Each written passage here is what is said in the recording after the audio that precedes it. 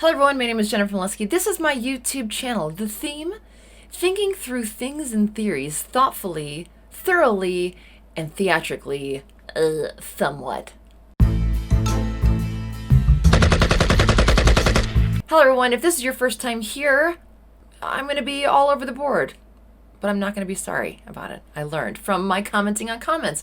So if you are seeing this video within the next 20 hours, if you leave a comment, I might get to you tomorrow in my commenting on comments video. It's a way for us to have more of a communication, which is kind of an odd thing for me to say because I do want to build a community, yet I'm going to be dissing a bit online communities. So let's start with what the hell I mean. The earth is flat. No, it's not, because NASA dummy.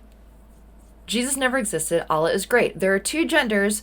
There are a million genders. Compulsory education is horrific. Formal education should be free. Jesus never existed. Allah is great. I did that one. Trump is the worst president ever. Trump is the best thing that's ever happened to this country. Feminism is the most great thing that's ever happened. The patriarchy is evil. Feminism is the worst. All women are hypergamous. All men will hit you. Okay, so what do these things have in common? Well, a few things. They're all researchable. So no matter where you fit on any of these, you could spend 100 hours online and come up with a counterpoint. You know, they did a study and they found that liberals, when the study was that they had to consume conservative news and ideas for 1 week, and after that they were about 23% less liberal or more conservative, however you want to say it. Because there's so much information out there that we can find our point or our counterpoint, which is a wonderful thing. And yet it's really, I don't know how great it is. I don't think people are much happier now with this age of information. And with so much information, it's much harder to get to the truth. So what is the point? Well, I think people are going online because there is no point within their lives. Well, that's not true, but they're living a life that kind of makes what I just said true for them. Okay, so I think there are four main things. And I guess this could be reflective of the Maslow hierarchy of needs. But my theory is birth, life and sustenance, love and relationships, and death. Like, those are pretty important things. But they are all currently now in 2019 outsourced. Here's what I mean. Back in the day, if you were having a baby, if your partner was having a baby, if your mom was having a baby, your sister, you were probably living in the same house, and she would just go in the other room and have a baby. You know, a doctor would come, or what's it called? Is a wet maid? What is that? It doesn't matter. A nurse of some sort would come and help deliver the baby. And then guess what? You'd have to clean the sheets because there's blood everywhere. And you'd have to bury the placenta. And maybe that's gross, but that's fucking life. And now we outsource it. Oh, someone's having a baby. They go away from the home. They come back with a life. Same thing with sustenance.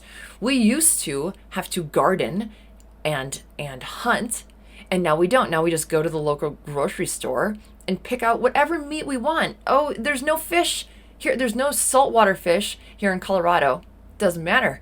We can go and someone else did the work, which is a great thing because of capitalism, yet it has outsourced our sustenance. There's no personal relationship. Unless you hunt or unless you garden, you don't have that community, that connection between what gives you vitality in life. Okay. Same thing with love. Promiscuity in porn has, and a lot of them, I've seen a lot of comments about sex dolls, like, oh, fuck women, sex dolls are coming. Okay, cool, great. So now there's one more thing that's outsourced that's removing you from being a human. And then the final thing is death. We used to have somebody die. There's a bed here. That's why I keep looking at it. Like, that's where you give birth and that's where you die. You're going to die. I'm going to die. Your mom's going to die. Your partner's going to die. Your sister's going to die. And now we have hospice, and then they can go to the hospital and die. It's so very impersonal. Whereas before, on the bed, that's where you would die. Your family would be there holding hands, or just waiting like, oh my God, mom's been dying for 2 weeks when we should fucking die already. I'm sure that some people thought that even then, but they didn't send them off to someone else to deal with. And then mom would go into Riggy, light as a feather, stiff as a board, and you would have to dig a hole. You would dig a hole for the person that you loved. It was so much connection. There was so much power in life because you were in control of all of the aspects of it. And now you're not. And no wonder people are going online to try to change things or rail and rage against the machine, because there's no machine at home, but there is. I think one thing that's very detrimental to finding a bubble or a cause or something that you're upset about online is that it's always really grand. You want a law changed. Women want, free abortions at Planned Parenthood. And they want these really big changes when all the power is at home. I said it in the Queen video. I don't think that queens care enough about national or international things because they're smart enough to realize that the power that they have is in taking care of the husband, the family, and the land. For lack of a better word, land, home. But people now are forgetting that they have any power because it's being outsourced. The biggest things are being outsourced, so they go to try to change the biggest things. No, fuck that. So what's the solution? I would say a dopamine diet, or what I call a happiness cleanse. And you can go online and look at dopamine diets, but think of there's serotonin, oxytocin, what is it? Serotonin, oxytocin, dopamine, and endorphins. A cleanse or a diet would be 1 day of depriving yourself of those things. Oh, why would you want to do that? Well, to sharpen the understanding of what true happiness is, or meaning, or value. Years ago, I don't suggest this. Years ago, I did something called Blind for a Day.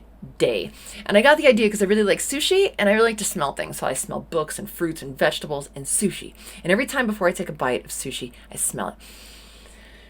And it smells so good. And I thought, what if I couldn't see this sushi? And the biggest sense I had was taste and smell. So I thought, well, how about I just have a blind for a day? So I planned it all out. I bought these really big sunglasses and I put a really thick yarn on the inside of them. And I had a whole day planned. I was going to meet someone outside and they were going to pick me up, and then I was passed on to friends to do different things. I went to the dog park, I went to meditation, I made cookies, I went to a bus station, I went to an art thing, a food store, all these different things. Anyway, I wake up, right, and I put them on, and I can't see anything. And I go around the room and I put on my clothes, and I have an alarm set, so I know it's going to take 4 minutes to get to the end of the driveway. It was a long time. You're using all of your senses to get to the end of your driveway or to get to your car. Try once just closing your eyes and seeing the difference. It takes a lot longer. You don't know if there's a tree there or where the step is. So I did this. The big takeaway, I wouldn't suggest it. It was actually kind of boring, is that there's a lot of things at knee level. So I'm going like this all the time, but I'm bumping into things at my knee, and there's curbs everywhere. I fell on the ground a lot of times. But the point of that was to deprive yourself. So when you deprive yourself of, here, I have a list. Okay, here we go. Cell phones, anger, and righteousness, injustice, alcohol, games, porn, yummy food, TV, laughter, hiking, community, friends, reading, cigarettes, drugs, sex. All of those things create either a happiness or they distract you from the lack of happiness, right? And some of them are really healthy, like laughter, reading, hiking, sweating, working out, community. But when you deprive yourself, when you go on a happiness cleanse, if you're hungry, guess what you eat? Nothing or rice. You don't read, you don't watch TV, you don't answer your phone. It's a day of boring. So you can recenter and recalibrate all of the happiness hormones. Okay, what's the point? Like I said before, it's to assess what is making you happy. Now I'm going to go into a no-fap segment here because of the November. I hate doing what everyone does, but I'm trying to trying to make it a little bit more global here. My dog is downstairs doing something bad. I can hear her. Excuse me. Okay, I'm back. She was eating a folder, nodding. Okay, so no FAP. I had a friend who went 1 year without sex or masturbating. Why would anybody do that? Well, I'm going to give you my take. There's tons of YouTube videos that tell you the actual effects of what HD porn does, but I'm going to give you my opinion and you can take it or leave it. So think of Genghis Khan. He has more of his DNA throughout our population than any other person. Why? Well, he earned it. He wasn't nice, you know. And I'm not condoning this. I'm not saying he was a great dude, but he had a vision. He used his imagination, which is a human element that can use us or we can use, but he used it and went and destroyed and conquered. Because of that, he had his pick of women. Through rape, yeah. Through rape, okay, so not great. But what HD porn does is there's no other time where, you know, there's more erectile dysfunction now than there was like 40 years ago from men under the age of 25 because they're jerking their dick to so many crazy things that when they actually have a normal partner, it's like, this is kind of boring, but we'll get into that. There's no other time where you can be like, no, too blonde, boobs too small, boobs too big, I'm looking for astomel. In this part, yes, I'm going to come with her. But you're not. But your brain doesn't have any power really to distinguish imagination between reality. And that's why imagination is so powerful when Genghis Khan uses it or when you can use it.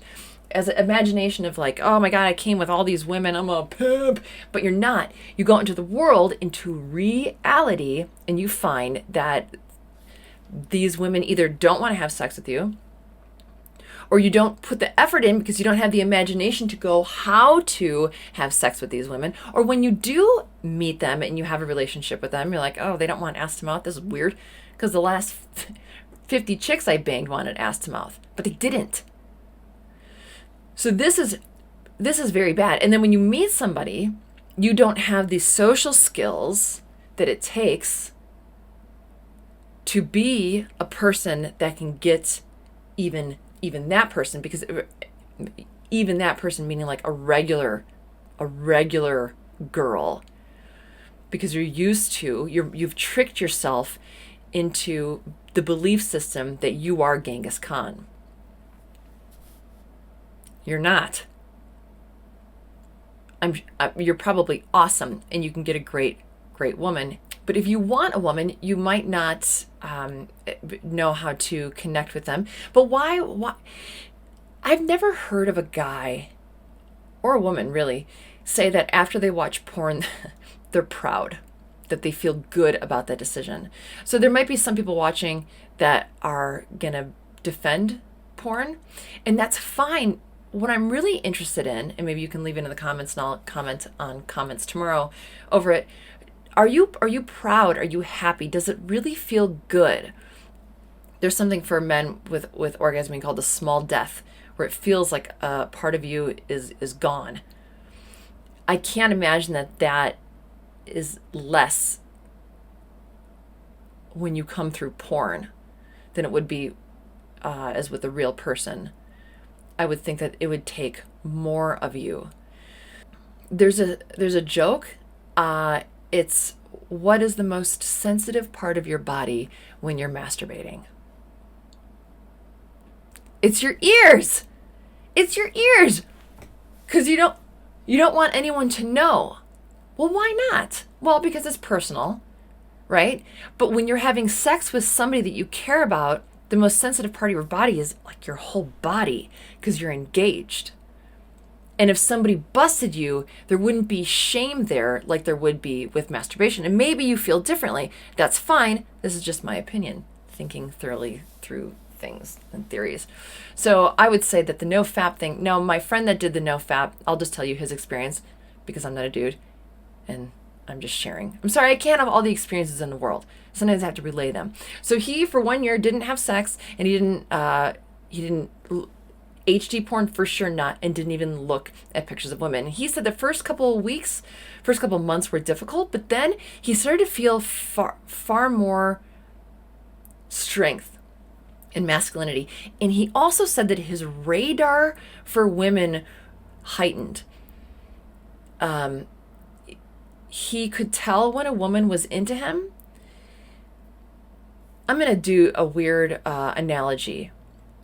This is a dumb thing. So, in the Bible or in stories of religion that Jesus or angels had a halo. I think of that time when there was no cell towers, there was no communications, there was no satellites. The energy was very clean. And if there was ever a time to see an aura of a halo, it would be during that time when there was nothing was there to, this is why I can normally find words pretty easily. There was nothing there to prevent a clean energy sight.